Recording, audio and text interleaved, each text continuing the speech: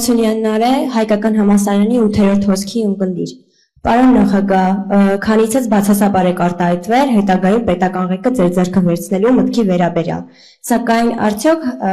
Հայաստանի Հանրապետական կուսակցությունը ձեր իսկ առաջնորդությամբ առաջարկում է այլ անձի թեկնածություն երկրի ղեկավարի պաշտոնին։ Լավ չլսեցի, ներողություն։ Ինչու չենք առաջարկում թեկնածու։ Չէ, առաջարկում եք, թե չեք առաջարկում։ Չենք առաջարկում։ Չենք առաջարկում, որովհետև շատ պարզ բան է, որովհետև իմ խորին համոզմամբ այսօր մենք չենք լուծում վարչապետի հարցը։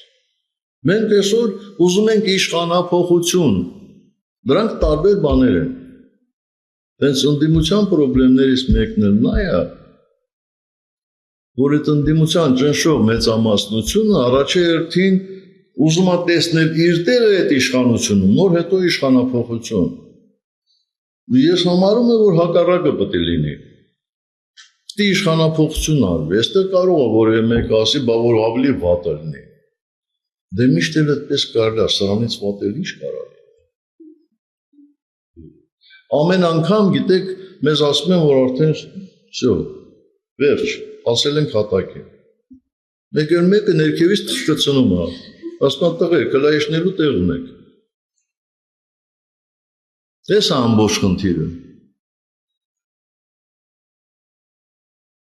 Իշխանատենչությունը լավ բան չի, միշտ վատ բաների է բերում։